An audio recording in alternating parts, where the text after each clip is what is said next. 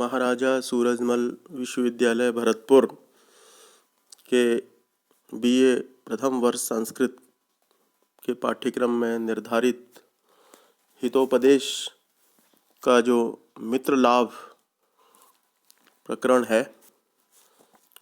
वह चल रहा है। आज हितोपदेश के श्लोकों को, कथाओं को कहाँ कहाँ से लिया ये बताया था। पंचतंत्र से और अन्य ग्रंथों से, नीति ग्रंथों से, और 4 भागों में यह विभाजित है: मित्रलाभ, सुहृद भेद, विग्रह और संधि। उसी को अब आगे पढ़ेंगे। अथ कथा मुखम। अस्ति भागीरथी नदी तीरे पाटलिपुत्र नामधेयम नगरम। संस्कृत में अस्ति शब्द का यदि वाक्य के प्रारंभ में प्रयोग होता है तो उसका अर्थ है नहीं होता, बल्कि था के अर्थ में प्रयोग होता है भूतकाल में। तो भागीरथी तीरे पाटलिपुत्र नामधेयम नगरम अस्ति। भागीरथी, भगीरथ के द्वारा परिश्रम से लाई गई जो गंगा नदी है उसको भागीरथी कहते हैं। तीरे कहते हैं किनारे को। तो गंगा के किनारे पर पाटलिपुत्र नामधेयम नगरम, पाटलिपुत्र पटना जिसे आजकल बिहार में है, राजधानी है बिहार की, था। तो गंगा के किनारे पाटलिपुत्र नाम का एक नगर था, आज भी है। तत्र सर्वस्वामी गुणोपेता सुदर्शनो नाम नरपतिरासीत्। वहां पर सर्वस्वामी गुणोपेता, बहुत सारे गुणों से संपन्न, अनेक गुणों का निधि, खजाना, ऐसा सुदर्शन नाम का नरपतिरासीत्, राजा था। स भूपति एकदा केनापि पठ्यमानं श्लोकद्वयं शुश्राव। उस भूपति राजा ने एकदा, एक बार, केनापि पठ्यमानम, किसी विद्वान के द्वारा पढ़े गए 2 श्लोक, श्लोकद्वयम 2 श्लोक, शुश्राव, सुने। कौन से थे श्लोक, वो सुनिए। अनेक संशयोच्छेदी परोक्षार्थस्य दर्शकम सर्वस्य लोचनम शास्त्रम यस्य नास्त्यंध एव स। अनेक संशयोच्छेदी, एक नहीं अनेक प्रकार के। संशय, भ्रम, भय, उलझने, भ्रामक स्थितियां, उन सब का उच्छेद करने वाले, उन सबको दूर करने वाले, भय और भ्रम को दूर करने वाले, संशयों का को कर्तन करने वाले, मिटाने वाले, परोक्षार्थस्य दर्शकम, और जो आंखों से सामने नहीं दिखाई देता उसको दिखाने वाले, उसका दर्शन कराने वाले,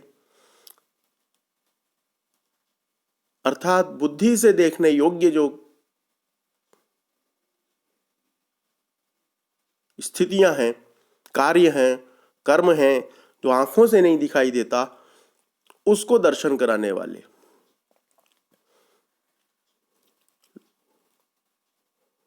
परोक्षार्थस्य दर्शकम, जो आंखों से परे है, परोक्ष है, प्रत्यक्ष नहीं है,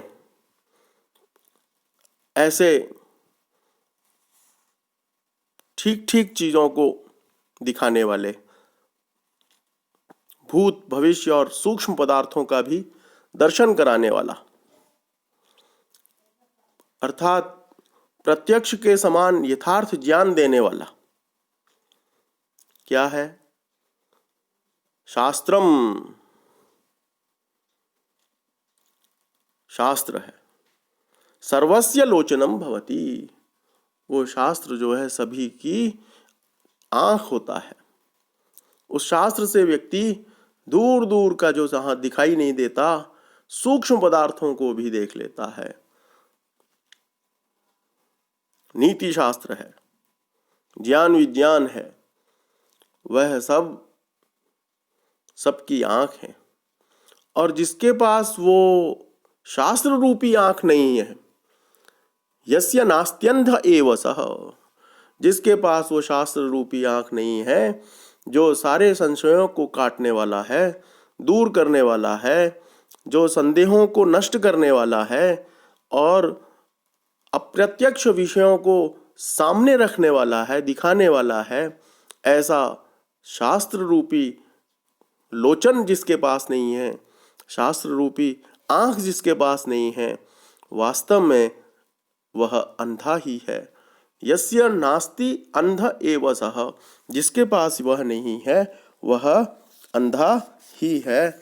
इस श्लोक का मूल अभिप्राय यह है।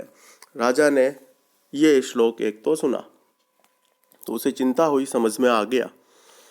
और चिंता इसीलिए हुई, यह नीति शास्त्र सभी प्रकार के संशयों का नाश करने वाला होता है, क्योंकि इसमें धार्मिक सामाजिक आदि सभी विषयों पर विचार किया जाता है और इसके विषय में एक सुव्यवस्थित नीति निर्धारित की जाती है। नीति शास्त्र भूत भविष्य और सूक्ष्म विषयों का भी यथार्थ ज्ञान देने वाला होता है। अतएव यह सभी के लिए एक दिव्य दृष्टि रूप होता है। यह दिव्य दृष्टि रूप शास्त्र जिसके पास नहीं होता, अर्थात जो नीति शास्त्र नहीं जानता, वह अपने दो नेत्र रखता हुआ भी अंधे के समान ही रहता है, होता है, क्योंकि वह यह नहीं जान पाता कि मुझे लोक में कब कैसे किसके साथ व्यवहार करना चाहिए। अगला श्लोक है,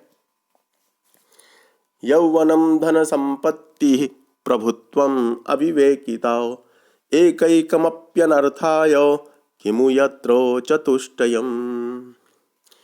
यौवनम धन संपत्ति ही, यौवन काल, युवावस्था, तारुण्य, धन संपत्ति ही, धनादि ऐश्वर्य, क्योंकि राजा के बच्चे थे, राजा थे।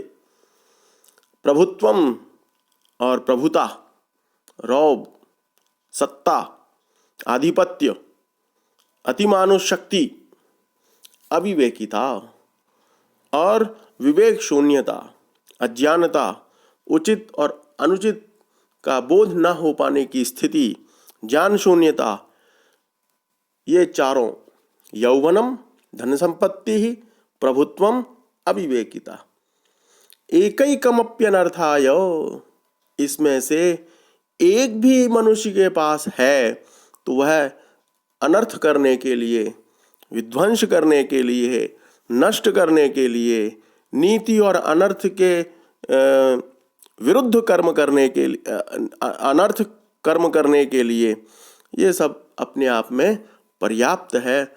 और किमु यत्र चतुष्टयम, जहाँ चारों हो वहाँ तो कहना ही क्या है।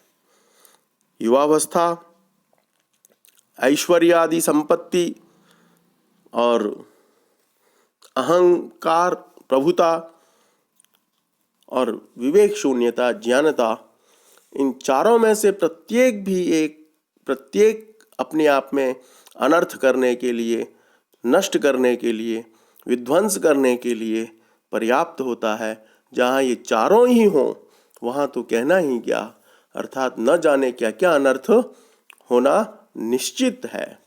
यौवन, धन, प्रभुता और अज्ञान, ये चारों ही अनर्थकारी होते हैं।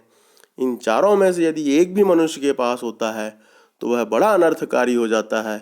पर यदि ये चारों ही एक समय किसी के पास हों तो वह कितना अत्याचार न करेगा यह कोई नहीं कह सकता। इसी भाव का यह श्लोक भी है। एक श्लोक और बीच में दिया हुआ है, जो इससे संबंधित है, जैसे मर्कटस्य सुरापानम ततो वृश्चिक दंशनम तन्मध्ये भूत संचारो यद्वा तद्वा भविष्यति। मरकट कहते हैं बंदर को। बंदर वैसे ही अपने आप में बहुत चंचल होता है, उसे शराब और पिला दी जाए और फिर उसे बिच्छू से कटवाया जाए और उसके बीच में भूत का संचार और हो जाए, फिर यद्वा तद्वा भविष्यति, फिर वास्तव में क्या होगा ये कोई नहीं कह सकता। अर्थात सारे अनर्थ के जितने भी उपाय हैं उसमें प्रविष्ट हो गए हैं और उसके बाद वो किसी भी प्रकार से रुक नहीं सकता, किसी भी प्रकार से उसकी चंचलता कम नहीं होगी बल्कि बहुत अधिक बढ़ेगी। ये बढ़ने की जो स्थिति है इसी की उपमा यहाँ दी है। यौवनम धन संपत्ति ही, यौवन हो, धन संपत्ति हो, अविवेकिता हो, ये सब चीज़ें उस मनुष्य के लिए बड़ी अनर्थकारी है। चारों जहाँ हो वहाँ, वैसे तो एक एक ही अपने आप में बड़ी अनर्थकारी हैं, चारों हो जहाँ वहाँ तो कहने ही क्या है। आज के लिए इतना ही पर्याप्त है।